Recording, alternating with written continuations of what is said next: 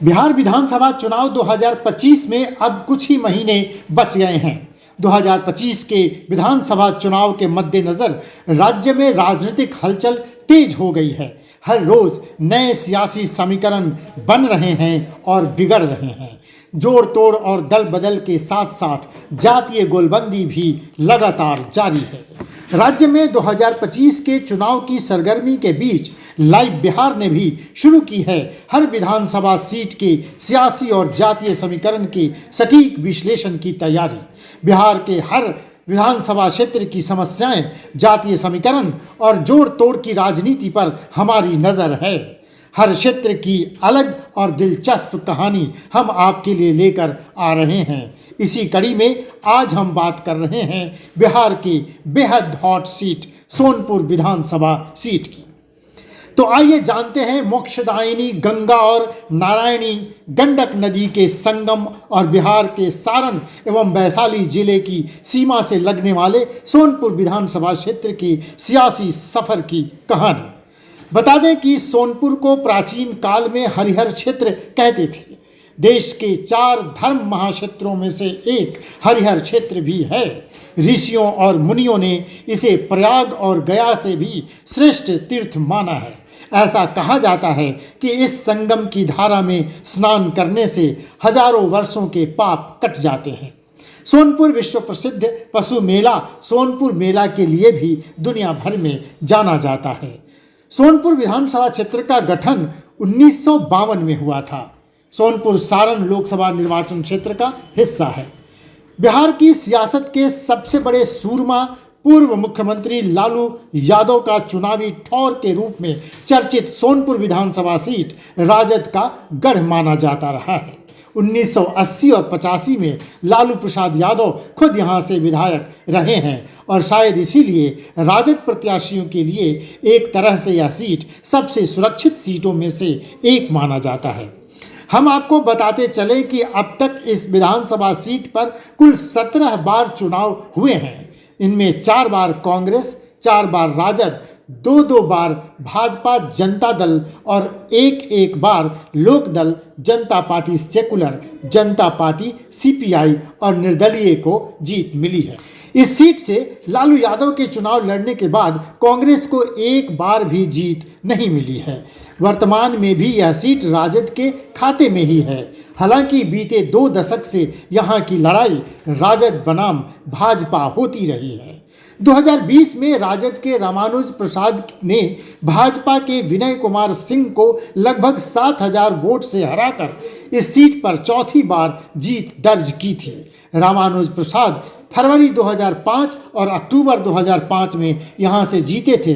फिर 2015 और 2020 में लगातार जीत दर्ज कर विधानसभा में लालू यादव की आवाज़ बुलंद कर रहे हैं। बहरहाल सोनपुर विधानसभा क्षेत्र का बिहार की सियासत में खास महत्व है। रामसुंदर दास और लालू प्रसाद यादव जैसे महत्वपूर्ण और चर्चित मुख्यमंत्री देने वाला यह क्षेत्र आज भी विकास की बाट जोह रहा है। गंडक और गंगा के कटाव का दंश झेल रहा यह इलाका पलायन और बेरोजगारी का भी दंश झेल रहा है। सरकारी अनदेखी के कारण सोनपुर का विश्व प्रसिद्ध मेला भी अपनी आभा खो रहा है। क्षेत्र के इलाके के लोगों की वर्षों पुरानी मांग है कि सोनपुर मेला को राष्ट्रीय मेला घोषित किया जाए। तो बाबा हरिहरनाथ और शक्तिपीठ आमी को पर्यटक स्थल बनाने का सपना भी आज भी अधूरा पड़ा है। नया गांव को प्रखंड घोषित करने की मांग को भाजपा नेता विनय सिंह ने बड़ा मुद्दा बनाया था, लेकिन इस मांग पर भी आज तक कोई विचार नहीं हो सका है। लेकिन जनता के सवाल चुनावी मुद्दे कहां बनते हैं। सोनपुर में भी हर बार जनता को झूठे वायदे किए जाते हैं और चुनाव जीतने के लिए जातीय समीकरण बनाए और बिगाड़े जाते हैं। तो आइए एक नज़र डालते हैं सोनपुर विधानसभा क्षेत्र के जातीय समीकरण पर। सोनपुर विधानसभा क्षेत्र में कुल मतदाताओं की संख्या 3,11,000 है। इस विधानसभा क्षेत्र में राजपूत और यादव मतदाताओं की अच्छी पैठ है, जबकि रविदास और पासवान जाति के मतदाता भी निर्णायक भूमिका में होते हैं। जातिगत आधार पर मतदाताओं की बात करें तो इस क्षेत्र में SC/ST मतदाता 35,000 तो मुस्लिम मतदाता 16,000 के आसपास हैं। इस क्षेत्र में राजपूत वोटर 50,000 तो यादव 75,000 बताए जाते हैं। सोनपुर विधानसभा क्षेत्र में वैश्य मतदाता 35,000, कोयरी कुर्मी 35,000 तो ब्राह्मण भूमिहार मतदाता 25 से 30,000 के आसपास हैं। अन्य जातियों के मतदाताओं की संख्या 37,000 के आसपास है। तो कहना नहीं होगा कि इस बार भी राजपूत, यादव और अन्य सवर्ण मतदाता ही हार जीत का फैसला करेंगे। लेकिन अति पिछड़ी जातियां भी अगर एकजुट हो गईं तो दिग्गजों का हर समीकरण बिगड़ जाएगा। तो आइए एक नज़र डालते हैं 2025 में किस दल से कौन सा पहलवान सियासी अखाड़े में ताल ठोक रहा है। सोनपुर विधानसभा सीट से आरजेडी के टिकट पर यहां के मौजूदा विधायक रामानुज प्रसाद की दावेदारी सबसे मजबूत मानी जा रही है। लेकिन जग जाहिर है कि रामानुज प्रसाद को पिछले चुनाव में भी टिकट बमुश्किल मिल पाया था। कहा जाता है कि लालू यादव अपने इस गढ़ में पहलवान बदलना चाहते हैं, लेकिन राजद की मुश्किल यह है कि रामानुज प्रसाद के सहयोग के बिना यह सीट जीतना उसके लिए आसान नहीं है। ऐसे में रामानुज का टिकट काटना राजद के लिए मुश्किल भरा साबित हो सकता है। 2010 के चुनाव में खुद राबड़ी देवी यहां से चुनाव हार चुकी हैं।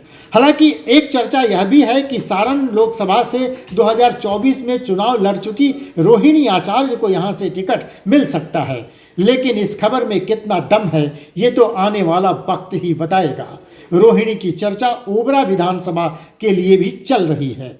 इसके अलावे भी राजद में इस सीट से कई दावेदार हैं जो लालटेन के सिंबल पर चुनावी अखाड़े में उतरने को बेताब हैं। वहीं अगर यह सीट एनडीए के भाजपा के खाते में ही रही तो भाजपा अपने पुराने प्रत्याशी विनय कुमार सिंह को मैदान में उतार सकती है। वैसे भी विनय कुमार सिंह ने क्षेत्र में काम शुरू कर दिया है और टिकट की दावेदारी पेश कर दी है। गौरतलब है कि वर्ष 2000 में विनय कुमार ने राजद के रामानुज को और वर्ष 2010 के चुनाव में पूर्व मुख्यमंत्री राबड़ी देवी को शिकस्त दी थी। देखा जाए तो पिछले 6 चुनावों में 5 बार विनय कुमार सिंह और राजद के रामानुज प्रसाद के बीच सीधा मुकाबला हुआ है। अब देखना दिलचस्प होगा कि इस बार भी 2025 की जंग में लड़ाई राजद के रामानुज और भाजपा के विनय कुमार सिंह के बीच ही होगी कि सोनपुर की सियासत कुछ नया रंग दिखाएगी। तो इस तरह के हर विधानसभा क्षेत्र से उसका सटीक विश्लेषण लेकर हम आपके लिए आ रहे हैं और इस तरह का विश्लेषण देखने के लिए आप जुड़े रहिए लाइव बिहार के साथ, देखते रहिए लाइव बिहार। बिहार बोर्ड 10वीं 12वीं परीक्षा की डेट शीट आ गई है। क्या आपकी तैयारी अभी अधूरी है? घबराने की कोई जरूरत नहीं। आ गया है read and pass quick reviser crash course book जो दे आपको परीक्षा के लिए वीवीआई प्रश्नों की अल्प समय में बेहतर तैयारी। प्रकाशक भारतीय भवन, खजांची रोड, पटना।